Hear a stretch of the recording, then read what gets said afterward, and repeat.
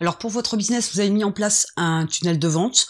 Vous avez déjà peut-être un peu de recul concernant les taux de conversion sur votre page de capture et vous avez peut-être quelques soucis. Donc on va voir aujourd'hui les différents points que vous pourriez éventuellement regarder pour pouvoir mettre en place un tunnel de conversion donc qui démarre par une page de capture et le penser et l'approfondir pour pouvoir augmenter les taux de conversion de votre page de capture. Alors vous devriez déjà commencer par revoir les choses depuis la base. Vous devez définir correctement le chemin de votre futur prospect. Vous savez que la page de capture, c'est la page d'entrée.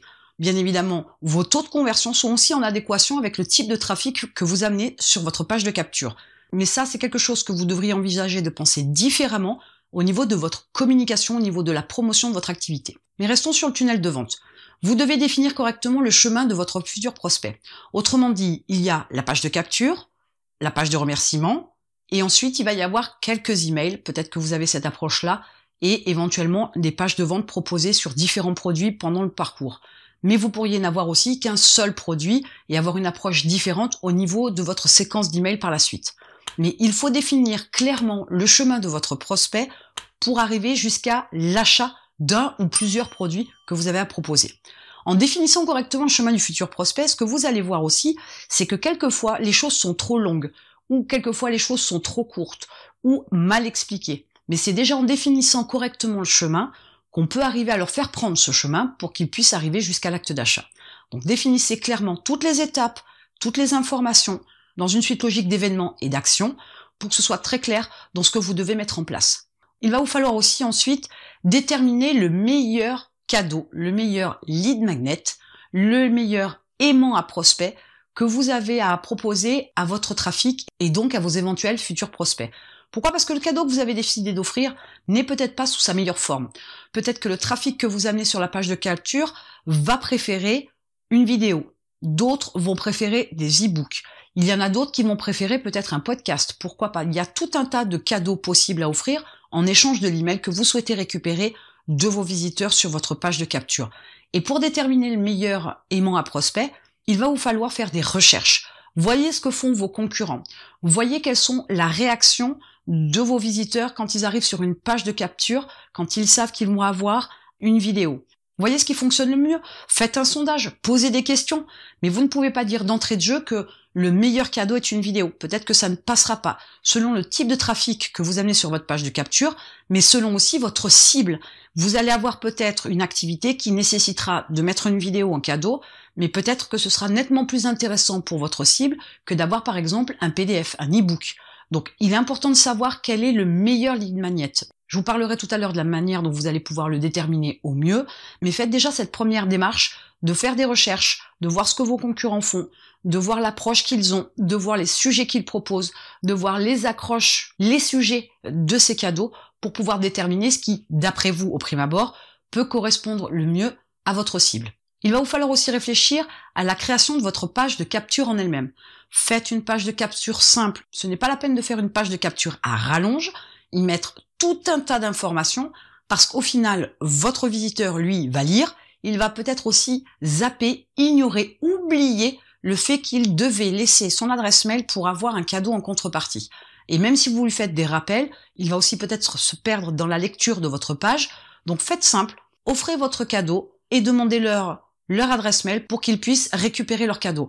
Ce n'est pas la peine d'aller faire trop de fioritures, faites simple, direct, concis, accrocheur, et la simplicité de la démarche fera que le visiteur passera plus facilement, plus rapidement à l'action, et vous récupérerez bien évidemment bien plus d'adresses mail, ce qui va vous permettre d'augmenter vos taux de conversion sur votre page de capture. Alors pour vérifier que votre page de capture fonctionne bien, qu'il y a des conversions et des conversions en quantité, vous allez analyser vos statistiques. Vos statistiques vont vous indiquer combien il y a eu de personnes envoyées sur cette page de capture et combien de personnes ont laissé leur adresse mail. À ce moment-là, vous êtes capable de définir votre taux de conversion qui va pouvoir vous dire si vos taux de transformation sont bons ou pas.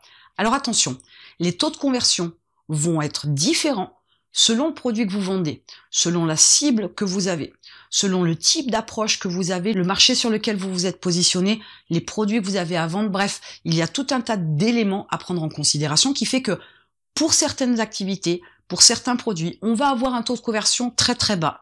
mais qui va être sur une approche beaucoup plus qualitative, beaucoup plus précise, voire beaucoup plus nichée en termes de marché.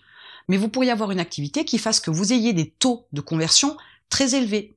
Et très élevé ne veut pas dire 20%, mais ça veut dire 30, 40, 50, 70%, selon votre approche, selon votre produit, votre marché, vos cibles, mais aussi selon votre manière de promotionner votre activité. Il y a encore une fois de plus des éléments extérieurs à prendre en ligne de compte, mais il faut partir d'un principe que peu importe vos taux de conversion, vous pouvez toujours les améliorer.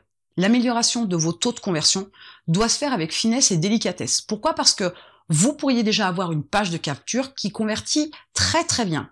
Et dans votre idée, bien évidemment, comme je vous l'indique, c'est que un taux de conversion peut être augmenté. Vous allez vous dire que vous ne vous arrêtez pas au taux que vous avez aujourd'hui, mais vous allez aller chercher l'amélioration et il va falloir mettre en place des tests. Ces tests doivent être faits sur des petites modifications.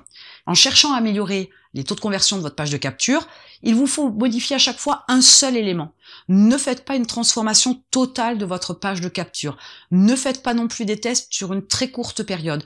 Pour que les chiffres soient probants, pour que vous puissiez avoir un test qui soit efficace, qui vous donne des informations précises et qui vous permettent de basculer de l'ancienne page de capture à la nouvelle, il faut que les tests soient relativement longs. Alors, long, tout est relatif une fois de plus, tout dépendra du trafic que vous avez sur cette page de capture, mais ne vous basez pas sur des chiffres où vous avez par exemple une centaine de visites sur cette page de capture et vous avez eu des résultats.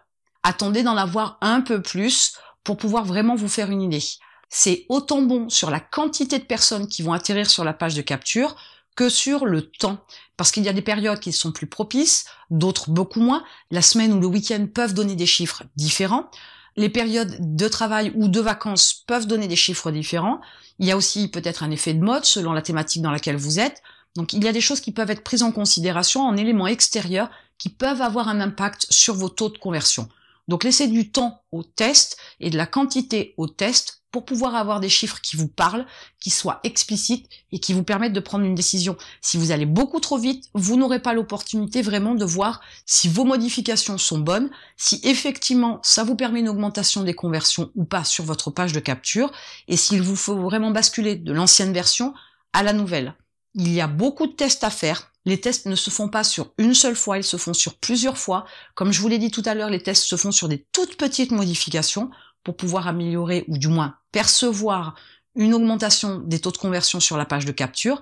Mais il ne faut pas changer radicalement non plus une page. Ça ne servira strictement à rien. Vous ne saurez pas où est l'amélioration qui a fait toute la différence. Donc les tests sont une partie importante pour pouvoir augmenter vos taux de conversion.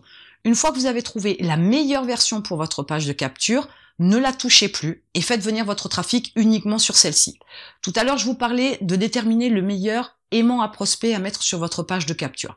Eh bien, c'est là où vous allez pouvoir déterminer exactement ce qu'il faut à votre audience. Vous la connaissez peut-être un peu, voire pas trop, mais pour savoir vraiment ce qui va fonctionner, eh bien, tout simplement, vous allez aussi faire en test le changement concernant le cadeau, l'aimant à prospect, de façon à savoir si pour un sujet spécifique, un cadeau particulier, le format, le support sur lequel se trouve le cadeau va faire la différence. Si votre audience préfère la vidéo, dans ce cas-là, vous mettez votre cadeau en vidéo et puis vous saurez pour vos prochaines pages de capture que ce qui accroche le mieux votre cible, c'est la vidéo, donc vous ne cherchez pas à comprendre et vous recommencez avec la même approche, la même présentation ou légèrement différente pour vos futures pages de capture, pour vos futurs produits. Même si je vous conseille quand même pour vos futures pages de capture et vos futurs cadeaux de refaire des tests à chaque fois, parce que les choses changent, elles ne sont jamais gravées dans la pierre, il n'y a jamais une seule et unique méthode pour faire les choses, donc vous aurez aussi à faire des tests pour l'améliorer, mais au moins vous partirez sur une bonne base,